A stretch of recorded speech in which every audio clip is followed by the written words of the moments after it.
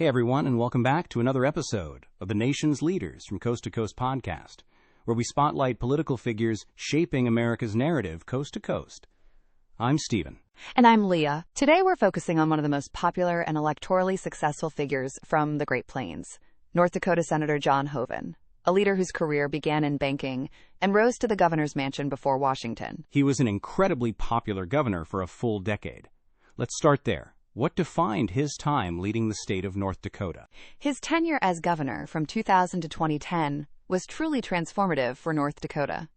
Before he entered politics, he was a banker, eventually becoming the CEO of the state-owned Bank of North Dakota, so he brought a strong business and finance background to the job. As governor, he presided over a period of massive economic growth, largely fueled by the Bakken oil boom. His administration focused on a pro-business strategy of tax relief and responsible regulation to foster that energy development. The state saw huge budget surpluses, population growth, and very low unemployment during his time in office. He left the governor's office with sky-high approval ratings, making his transition to the U.S. Senate a foregone conclusion for many. So he arrived in the Senate in 2011 with a strong mandate and a reputation as a successful executive.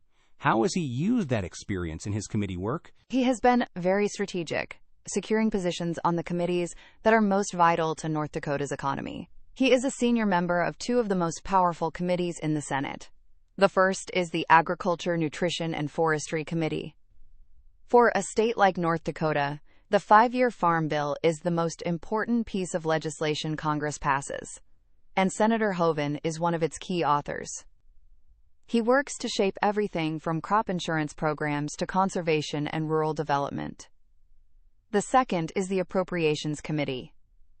As a senior appropriator, he has a direct hand in writing the 12 annual bills that fund the entire federal government, and he uses that role to ensure North Dakota's priorities, like its Air Force bases and agricultural research centers, are well funded. Beyond those two powerhouse committees, he also has a very significant leadership role on the Indian Affairs Committee. What does that work involve? Yes, he is the ranking member, or top Republican, on the Senate Committee on Indian Affairs. This is a crucial role, as North Dakota is home to several tribal nations.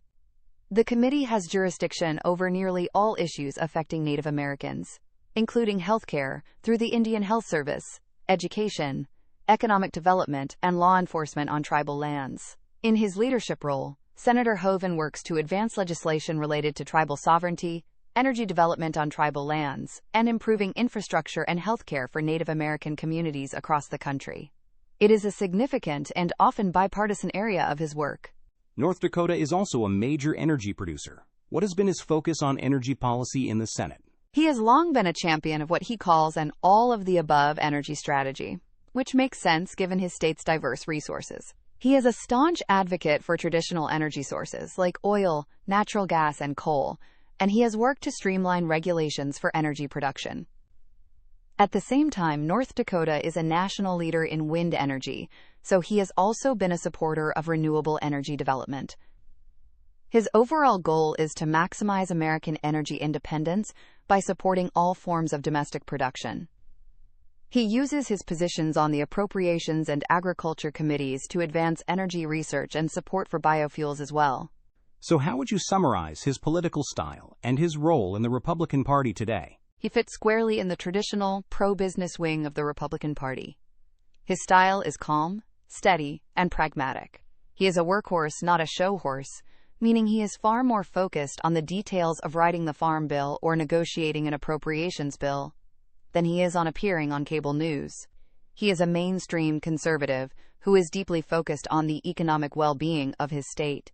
His immense and enduring popularity in North Dakota comes from his reputation as a competent, no-nonsense leader who gets results. In a highly polarized Senate, he is a voice for stability and a focus on core economic issues. That's our profile for today. Thank you for listening to the Nation's Leaders from Coast to Coast podcast. You can find show notes for this episode and links to our sources on our website, pointedwords.com. Please note, AI assists in the creation of this podcast from pointedwords.com, and remember, better pointed words than pointed swords.